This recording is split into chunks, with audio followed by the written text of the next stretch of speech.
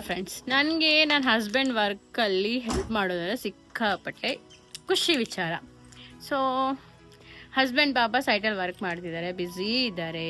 ನಮ್ಮ ಮಿಷನ್ಗೆ ಟೀತ್ ಬೇಕು, ಅದನ್ನು ತರೋಗಂತ ನಾನು ಹೋಗೋಣ ಅಂತ ಪ್ಲ್ಯಾನ್ ಮಾಡಿದೆ. ಹಸ್ಬೆಂಡ್ ಕೇಳಿದೆ, ನಾನು ಹೋಗ್ತಾರಲ್ಲ ಕುಂದಾಪುರ ಅಂತ ಕೇಳಿದೆ. ಬೇಡ ಹೇಳಿದರು. ಸೊ ಅಷ್ಟು ದೂರ ಹೋಗಬೇಕಲ್ಲ, ಹೋಗೋದು ಬೇಡ ಹೇಳಿದರು. ಇವಾಗ ಅದನ್ನೇನು ಬಸ್ಸಿಗೆ ಹಾಕ್ಕೊಟ್ಟು ಕಳಿಸ್ತಾರಂತೆ. ಅದನ್ನೀಗ ಬಸ್ಸಿಗೆ ನಾನೇ ಕಾಲ್ ಮಾಡಿ ಟೀತನಲ್ಲಿ ಬುಕ್ ಮಾಡಿ ಅದನ್ನು ಬಸ್ಸಿಗೆ ಹಾಕ್ಕೊಟ್ಟಿದ್ದಾರೆ. ಅದನ್ನು ರಿಸೀವ್ ಮಾಡೋಕ್ಕೆ ಹೋಗ್ತಾ ಇದ್ದೀನಿ. ಒಬ್ಬಳೇ ಹೋಗ್ತಾ ಇದ್ದೀನಿ, ಮಕ್ಕಳನ್ನು ಟ್ಯೂಷನಿಗೆ ಬಿಟ್ಟು ಹಾಗೆ ಹೋಗ್ತೀನಿ. ಬೈಂದೂರು ಬಂದೆ, ಬಸ್ಸಿಗೆ ವೆಯ್ಟ್ ಮಾಡ್ತಿದ್ದೀನಿ. ಬಸ್ ಇನ್ನೂ ಬಂದಿಲ್ಲ. 4:50 ಅಂತ ಹೇಳಿದ್ದಾರೆ, ಇವಾಗ 4:35 ಆಗಿದಷ್ಟೇ.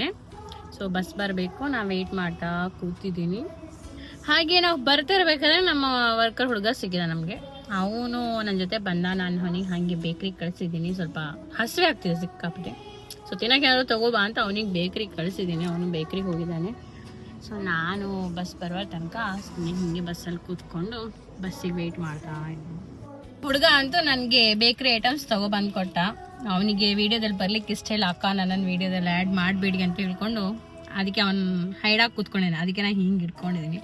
ಸೊ ನಾನೇನು ತೊಗೊಂಡಿದ್ದೀನಿ ಅಂದರೆ ಚಿಕನ್ ಪಪ್ಸು ಪ್ಲಸ್ಸು ದಿಲ್ಕುಶ್ ತೊಗೊಂಡಿದ್ದೀನಿ. ಎಲ್ಲಿಂದ ಗೊತ್ತಾ, ನಮ್ಮ ಬೈಂದೂರು ಅಯ್ಯಂಗಾರ್ ಬೇಕ್ರಿ ಕೇಕ್ ಪ್ಯಾಲೇಸಿಂದ ತೊಗೊಂಡಿದ್ದೀನಿ. ತುಂಬ ಚೆನ್ನಾಗಿದೆ ಇವ್ರದ್ದು ಕೇಕ್ ಆಗಲಿ, ಇವನ್ನ ಪಪ್ಸ್ ಆಗಲಿ, ಏನೇ ಐಟಮ್ಸ್ ಇದ್ರೂ ಕೂಡ ಚೆನ್ನಾಗಿದೆ ಆ್ಯಂಡ್ ಫ್ರೆಶ್ ಕೂಡ ಇದೆ.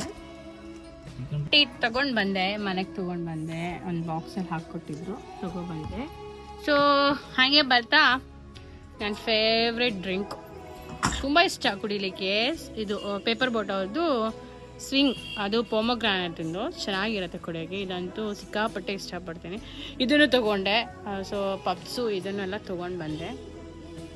ಮನೆಗೆ ಬಂದು ಇದನ್ನ ಕುಡಿಬೇಕು. ಅದು ಟೇಸ್ಟಿ ಇರುತ್ತೆ, ಸಿಕ್ಕಾಪಟ್ಟೆ ಟೇಸ್ಟಿ ಇರುತ್ತೆ.